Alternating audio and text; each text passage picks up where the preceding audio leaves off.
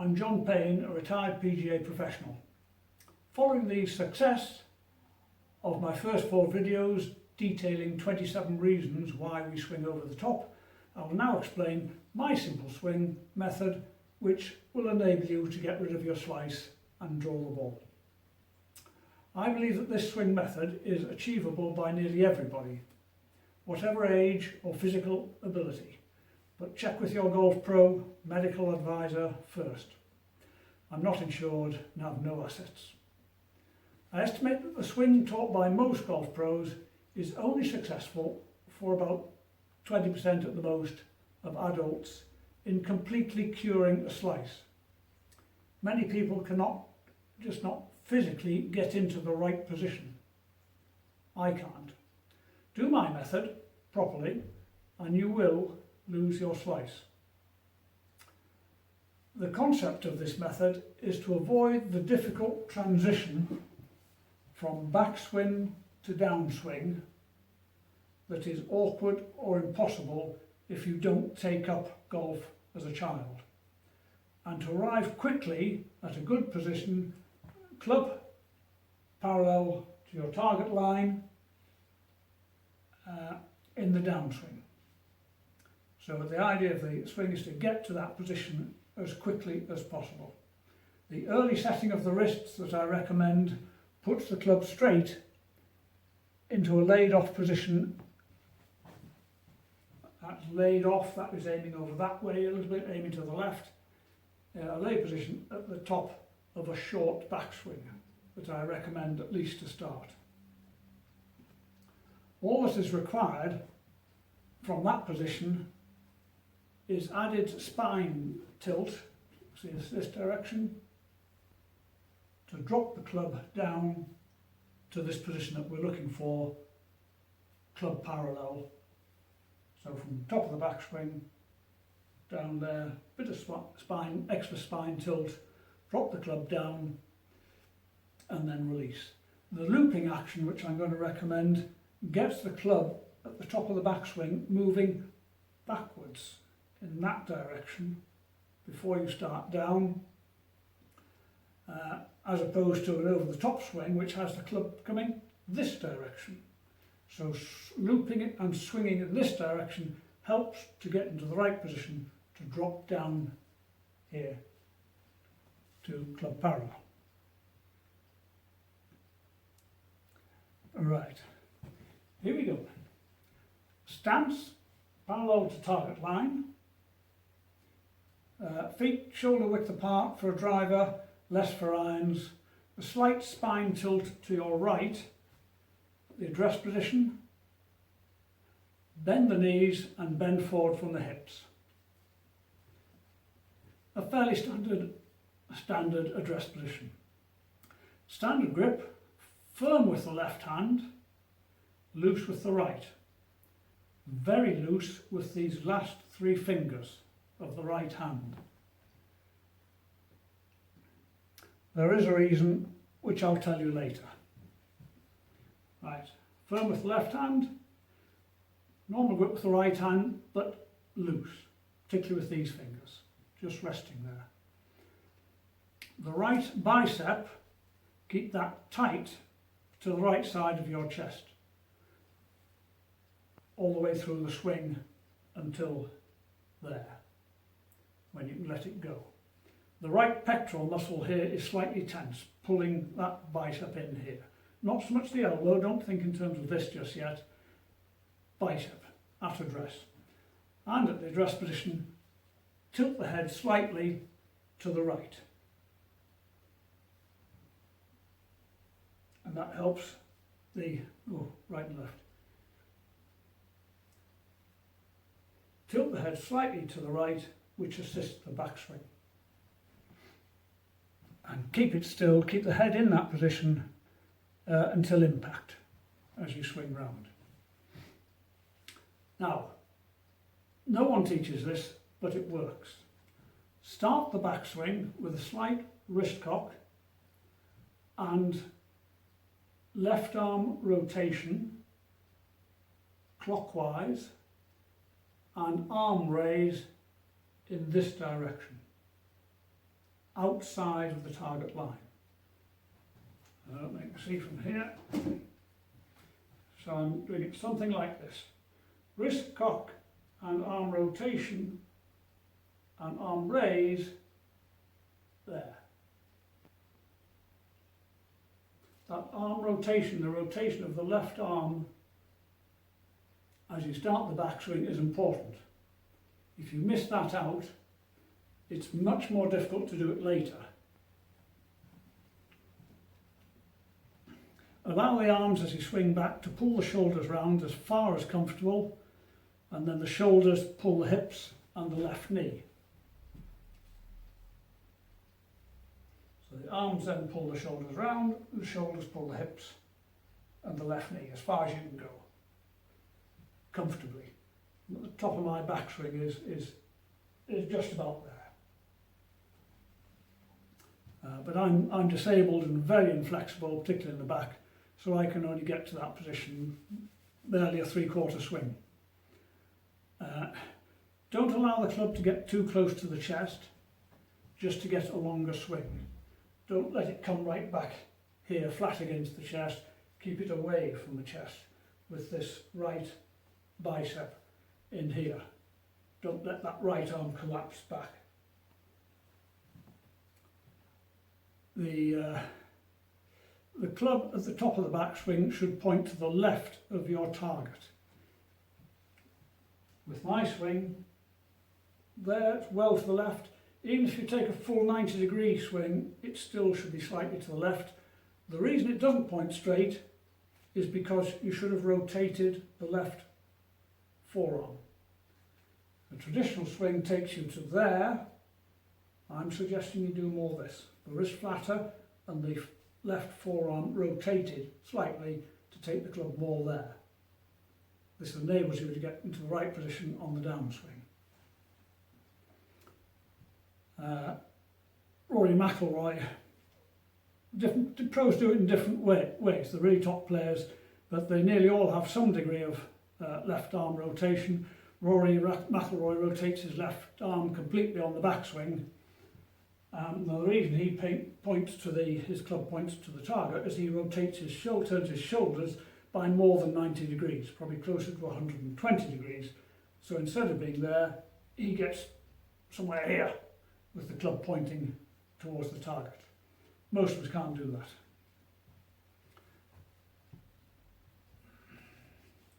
that. The next movement on the downswing, the first movement on the downswing is to start with the legs and hips, increasing the spine tilt very slightly. There. That's pushing across with the legs and hips.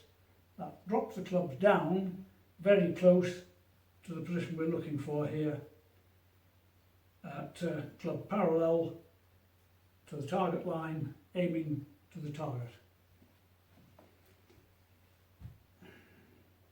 At the same time, the right elbow, if it has moved away, and we try and keep the bicep close to the left side of the chest. If that right elbow has moved away because you're taking a fuller backswing than I can manage, you must bring it straight back as you start to push across with the legs and hips. So that right bicep must come back to the side here. And that will bring you more or less to club parallel to target line. So from this side, doing that movement with the hand, which really is vital, cocking the wrist slightly, rotating the left forearm and lifting the arms as you go back. Starting the downswing with the legs and hips, and the right bicep coming back to the side here, and you're here, brings you back to this position, club parallel. All you need to do from that position, because there the weight should be on the left side slightly, all you need to do is to let the club go. Swing it through the ball and up to a high follow through.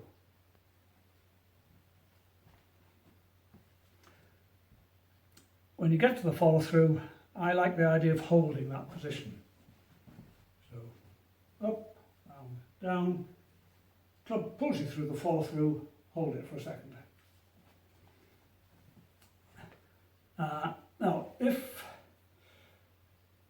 like me you can't hold the club comfortably because of inflexibility in the right wrist and shoulder and so on, if you can't hold it comfortably there, allow the hand to come away. This is the point of the loose grip with the right hand. If you can't hold it there with the club close with your right palm close to the left hand, allow it to come away so you're still holding with the fingers and thumb, but loosely with these fingers. That's at the top of the backswing. Also, it's difficult at that position there. If you can't get the right hand there, just allow the palm to come away a little bit. This is completely different to what everyone else teaches. Everyone says you have to have a relaxed grip, but you have to keep the hands close together. The trouble is, if you're not very flexible, as many of us aren't, that will automatically push you into that position, with the club not parallel to target line. A tight right hand grip makes it almost impossible to get the club parallel. If I come down with my normal grip now there, as soon as I tighten that right hand, it pushes the club there, over the top.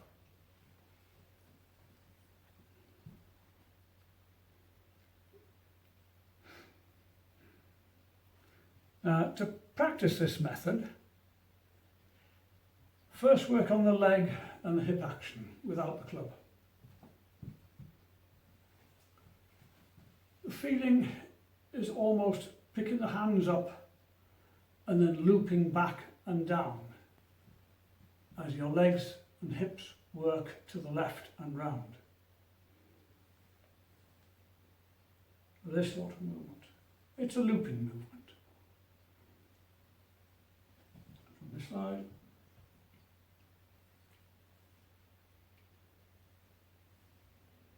You can see already our hands are working in to out, which is what we want to produce a draw.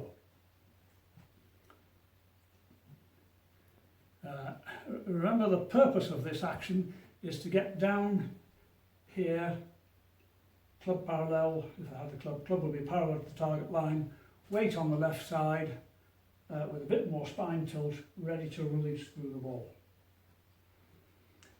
As you're doing that action,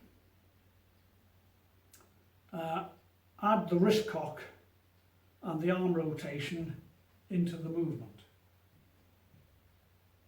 So you can take a grip or just hold your hands like this. I'll do it like this just to demonstrate. So it's as you start back, cocking the wrists, rotating the left forearm and raising the arms here, and then on the downswing, legs and hips working across, hand dropping down like this, and then release through and up to a high follow through. The back of the left hand indicates roughly where the club face is pointing to the target at address. There, more or less that would be where it's pointing, more or less or slightly to the right. Then quickly opening and rotating upwards on the takeaway. You see that? So it's at the top of the backswing, with the left arm rotated, the back of the left arm, which would represent the club face over here somewhere, is pointing up skywards. This is completely different to what pros teach about the one-piece takeaway, hooding the face, getting to this position. From there, it's very difficult to get right back round there. So start that early in the backswing, rotating the left hand like that, cocking the wrists, and that will get you to the slightly laid off position from where it's easy to drop down. And as you come down to that position, the back of the left hand from pointing skywards at the top, down here, it now points forward, and the toe of the club will be up in the air, and then it will rotate naturally. You don't need to do anything else, just let the club swing through that will square the left hand and the club at impact through to the follow through. I like to practice as well one arm at a time to demonstrate this, allowing the arm to turn like this in this looping method, cocking the wrist, rolling the forearm, dropping down on the inside and high follow through. So you swing from the inside through and up. Same with the right hand. Back, round, rotating round, coming on the inside, down, right, elbow coming back to the side as the bicep pulls in, and then release through and up. So as you see, it's a looping action. And there's good reason for doing that. While you're doing that, all the time you're doing that, all the time you're doing these practice methods, you are practicing a draw. You are practicing swinging in to out. And this method allows that, even when you're holding the club. So now add your club, preferably a short club like mine, just a demonstration club. If you haven't got one, use a short iron, but grip down to the bottom of the grip. And repeat the same movements, checking the in to out path and the club face position all the way through. So rolling quickly, open on the backswing. It seems counterintuitive to open the club face, particularly if you slide, but that gets you into the right position. I think you can see. Just demonstrate it yourself. Do that, cocking the wrist slightly early, rotating clockwise the left forearm and lifting the arms gets you there.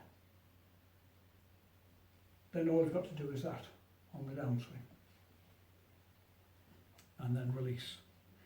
So that would be with a club. Repeat that again and again. For anyone who has trouble using their legs and their hips, you need to practice a lot without the ball. A lot of practicing just with your arms and hands, getting the shoulders to turn so that you get here to impact position. The weight is on the left side, the hips are starting to turn, and you're in the correct position just to release the club from the inside and swing through the ball. That takes a lot of practice if you haven't used your legs properly in the past. The next stage would be to practice with a short iron on a mat or preferably on grass, where you can brush the grass with the club as you're swinging to check the path of the club. So if you're in grass which is a few inches long, you can practice swinging through it and make sure all the time you're swinging in to out. This is vital. I recommend with irons, by the way, you might find it easier, I do, to stand a little bit further away from the ball than you normally would. If you're too close, it gets a bit cramped in here. As long as your back can take it, just stand a little bit further away with irons. With woods, it's not a problem because it's a flatter swing. You'll feel that as you're doing this practice, you are hitting the ball to the right. You'll feel that you're swinging from the inside, exaggerated, and that surely is going to hit the ball out to the right. No, it doesn't. This is the whole idea. Let the club go and it will start to the right, but it will draw back. Because you're coming from the inside, you allow the club face to rotate through the ball, and that will put draw spin on it.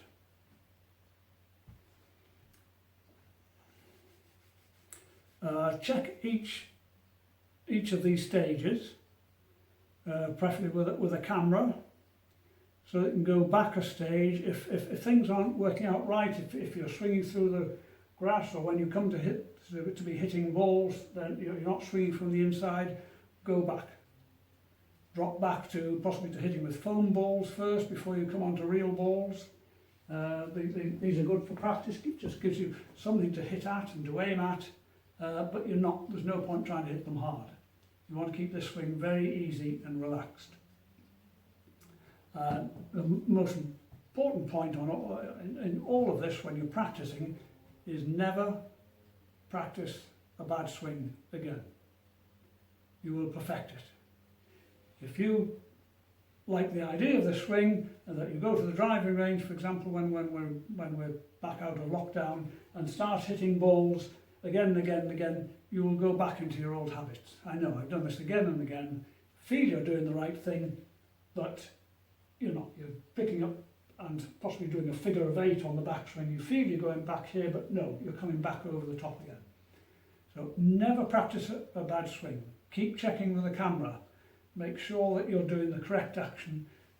You're coming round here on the inside, getting to club parallel, and then releasing. Watch out for the figure of 8. If you do it like this, if you start doing the right sort of thing, but you overswing perhaps, you can end up producing a figure of 8 and you're back where you started.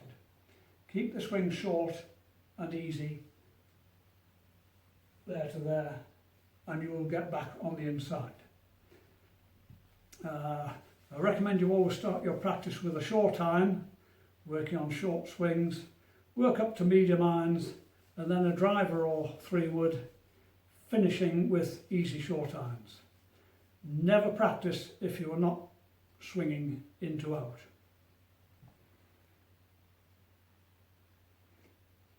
So the method that I've suggested will hit the ball solidly with a draw, even if you have a restricted shoulder turn like mine. If you're flexible enough to turn the shoulders 90 degrees, you'll get your maximum distance with little effort. But I recommend using a short, easy swing if you're correcting a slice, at least to start with. A short swing including this position, club parallel, horizontal and parallel to the target line. If you can get to that position, then you will hit the ball solidly. You'll hit it further and straighter than, for example, a long slicing swing over the top, which might have a lot more effort and apparent power in it, but it won't go as well. And it'll include this position here over the top. From there, you cannot hit from the inside. The club is already outside the line. It has to be here. It seems marginal, but that makes all the difference. That's an over the top swing. That's the swing from the inside. To get your best distance, hit the ball better, not harder. And just to demonstrate this swing a few times, and this is my short swing.